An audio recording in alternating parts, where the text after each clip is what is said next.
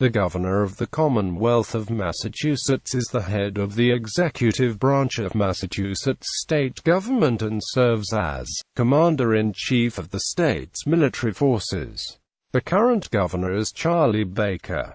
Constitutional role. Part the 2nd, Chapter 2, Section 9, Article 1 of the Massachusetts Constitution reads, "There shall be a supreme executive magistrate, who shall be styled the Governor of the Commonwealth of Massachusetts, and whose title shall be His Excellency. The Governor of Massachusetts is the chief executive of the Commonwealth, and is supported by a number of subordinate officers. He, like most other state offices, senators, and representatives, was originally elected annually. In 1918, this was changed to a 2-year term, and since 1966 the office of governor has carried a 4-year term. The Governor of Massachusetts does not receive a mansion, other official residence, or housing allowance. Instead, he resides in his own private residence. The title, His Excellency, is a throwback to the royally appointed governors of the province of Massachusetts Bay. The first governor to use the title was Richard Coote, 1st Earl of Bellamont in 1699. Since he was an earl, it was thought proper to call him Your Excellency.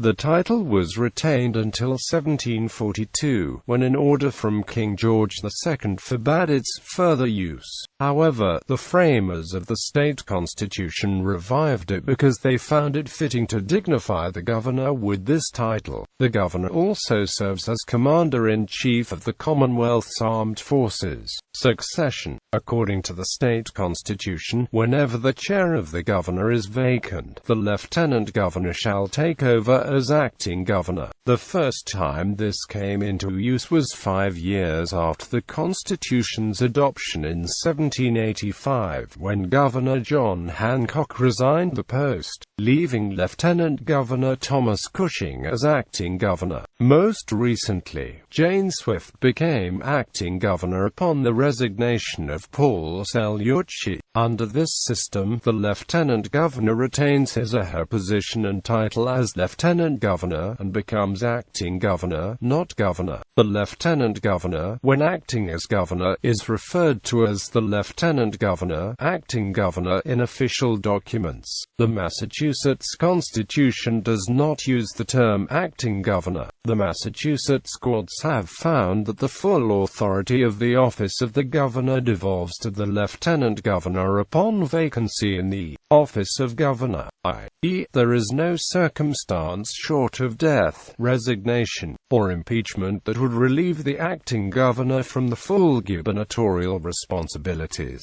When the Constitution was first adopted, the Governor's Council was charged with acting as governor in the event that both the governorship and lieutenant governorship were vacant. This occurred in 1799, when Governor Increase Summer died in office on June 7, 1799, leaving Lieutenant Governor Moses Gill his acting governor. Acting Governor Gill never received a lieutenant and died on May 20, 1800. Between that year's election and the inauguration of Governor-elect Caleb Strong, the Governor's Council served as the executive for 10 days. The Council's chair, Thomas Dawes, was at no point named governor or acting governor. Article 55 of the Constitution, enacted in 1918, created a new line of succession: Governor, Lieutenant Governor, Secretary of the Commonwealth, Attorney General, Treasurer and Receiver General, State Auditor. When the governor dies, resigns, or is removed from office, the office of governor remains vacant for the rest of the 4-year term. The lieutenant governor does not succeed but only discharges powers and duties as acting governor. However, if a vacancy in the office of governor continues for 6 months,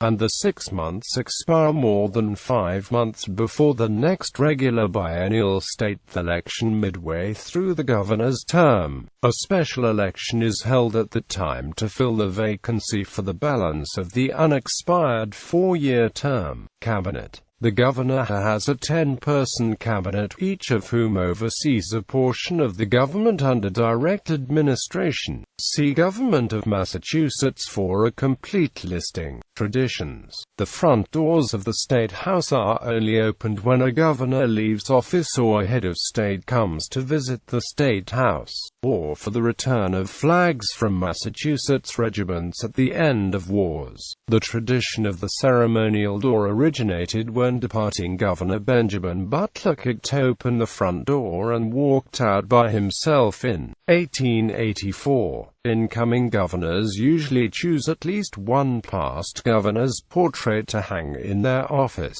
Immediately before being sworn into office, the governor-elect receives 4 symbols from the departing governor: the ceremonial pewter key for the governor's office door, the Butler Bible, the gavel, and a 2-volume set of the Massachusetts General Statutes with a personal note from the departing governor to his/her successor added to the back of the text. The governor-elect is then escorted by the sergeant-at-arms to the House chamber and sworn in by the Senate President before a joint session of the House and Senate. A lone walk. Upon completion of the term, the departing governor takes a lone walk down the grand staircase, through the House of Flags, into Doric Hall, out the central doors and down the steps of the Massachusetts State House. The governor then crosses the street into Boston Common, thereby symbolically rejoining the Commonwealth as a private citizen. Benjamin Butler started the tradition in 1884. Some walks have been modified, with some past governors having their wives, friends or staff accompany them. A 19-gun salute is offered during the walk, and frequently the steps are lined by the outgoing governor's friends and supporters. In January 1991, outgoing Lieutenant Governor Evelyn Murphy, the first woman elected to statewide office in Massachusetts, walked down the stairs before Governor Michael Dukakis. In a break from tradition, the January 2007 inauguration of Governor Deval Patrick took place the day after outgoing Governor Mitt Romney took the lone walk down the front steps. Governor's residence. Despite several proposals for establishing an official residence for the governor of Massachusetts, including the Endicott estate which was once acquired for the purpose, the Commonwealth of Massachusetts does not have a governor's mansion. In 1955, Governor Foster Furcolo turned down a proposal to establish the Shirley Eustace House in Roxbury, built by Royal Governor William Shirley, as the official residence.